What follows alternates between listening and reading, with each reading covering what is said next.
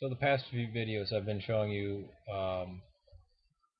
the documentary hypothesis in the Bible. I've literally been showing it to you. um, now, what do I think about that? Well, I was always raised with documentary hypothesis. Told that I was never told Moses wrote it. Um, and I was shocked actually when I heard people when I was about 19 say that Moses wrote the Torah, and I thought it was the stupidest thing because how is that possible? And like it was either Nietzsche or Voltaire said that if Moses wrote the Torah, then he's the most arrogant man in the world because he writes that he is the most humblest man in the world, the most humble man in the world, not most humblest, most humblestest. But so it doesn't really change anything. To me, it makes it far more mystical, much more in depth. We can see the four different views of God, or you could say the two. E and J, and then E and J were put together, and then P wrote a separate text to basically refute the EJ text, and then you had D come along, weave them together, and put his own ideas in there. He wrote the history. But I also believe the history was a compilation, much like, especially Kings and Samuel. It's a compilation similar to the Torah, and I'd love to find out more about that, and God willing, I will in this lifetime. But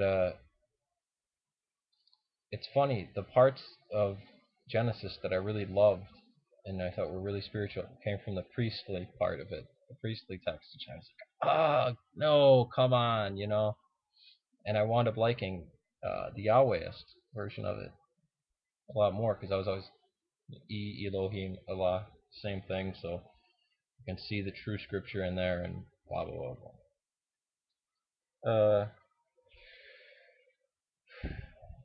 Well, it's to me it doesn't diminish anything. If anything, it's almost, I don't want to say proof of a book from God, but you have these four theologies, four personal views of God woven in together. There's a medieval text, I don't know if it's Sinaiticus or Vaticanus, where that's what's done with the Gospels. They're basically interwoven. Uh,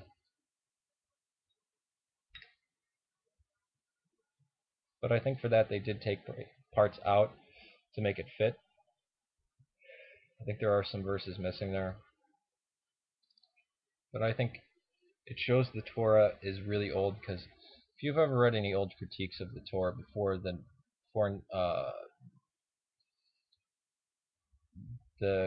discovery of Qumran, there were people saying that it was made in the 2nd century BC or uh, even later on that it developed up with Christianity and that it was finalized in the 3rd century. People saying idiotic stuff like that.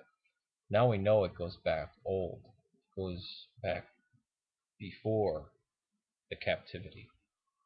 And even the writers that thought that it was done during the or right after the captivity of Ezra said no, they've all pulled their dates back. I have a suspicion that E is older. That's just my suspicion. I'm not a scholar of Hebrew or anything, but I would suspect E is older than J. But they seem to think J is the oldest, and it was a female writer. Uh, and that then E shortly after, but not in competition, just two different views.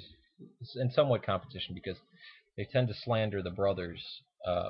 Different brothers get faulted for different things of the sons of Israel. And then you have P-Tex come along saying it doesn't like this guy that's always intervening and everything and interacting with people and sending angels. But the funny thing is that P is called the cosmic God and EJ is the personal God. But there are times when the cosmic God is very personal, does meet with man, and there's many times when EJ is very cosmic and transcended God. And I think that's what makes it the powerful, beautiful thing that it is. Is that, yes, they are talking about the same God, but they have different focuses, different points.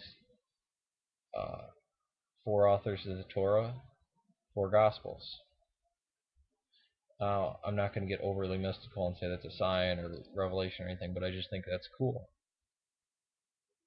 Uh, Again, I think we should look at all the documents. That's why this idea, well, the Western idea of canon is very silly. In the East, we don't read the book of Revelations. Not in church. But that's one of our books. We love it. Letters of Ignatius, the Epistle of Barnabas, the Didache. For me, the Didache is it. That's all the common man needs. To know. If they have that memorized, it would do them better than trying to decipher a library and get their theology from that, rather than just being fed from the mother. Now, this will infuriate people and say, how can you be that stupid? How could you be that blind? Blah, blah, blah, blah. But it's not the same thing. It's not, again, in Orthodoxy, it seems that there are many paths, many, many, many paths. People have their own path doing their own thing, and still inside the hedge of Orthodoxy. Say, come on inside, the water's warm. Just go to a service. I don't ever ask people to join, just go. And I intentionally do not proselytize. The thing is, I'm saying is, if you have an urge, if you want to be around spiritual people, singing the psalms that they did in the synagogue, similar tones,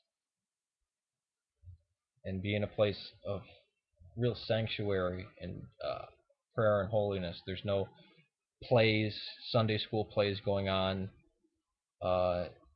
in the temple. There's no jam bands, no squirt gun fights. There's no glitter, confetti, none of that. It's the temple that we go to.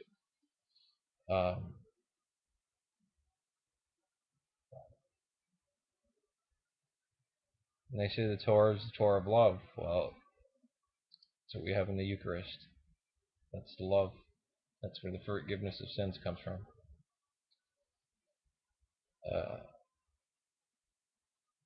How the Jews enshrine the Torah, that's how we enshrine the Eucharist. That's how important it is to us. People are going to point and say, Judaizers.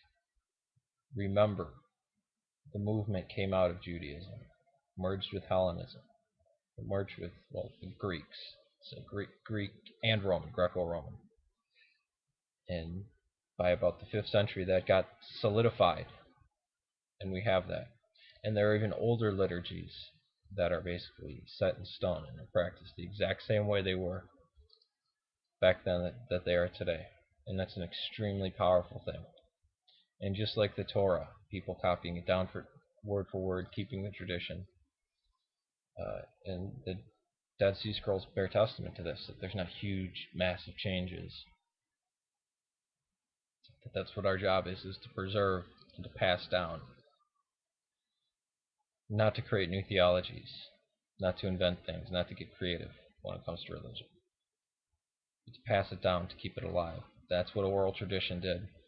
And I think with all these book reading and everything, we think we can get our spirituality from books and sitting alone in our little cells and philosophizing on things, and not being part of the body, and not participating in the acts that our ancestors did. And I think that's very powerful. Praying the same prayers that your ancestors did for thousands of years, or at least 15 centuries. Married in the same way, buried in the same way, born into it, baptized in the same way. It's extremely powerful. And when you're praying those prayers, you can know that there are millions of people across the world that are praying those exact same prayers. This did change topic, but I think fittingly so. That's how my mind rambles. Peace to you. And the documentary hypothesis doesn't run counter to orthodoxy in any such way. In church, they're called the books of Moses. Hebrews called the book of Paul. That's the tradition passed down to us, and we don't change it. We still call those the book of Moses. Moses is a big character. Saying that he wrote them isn't even incorrect. Did he write them? Did he write a word? No. Peace to you. Keep the tradition alive. Pass it down. It's how we have Halloween, all these other things. It's because it got passed down. We should remember the oral tradition and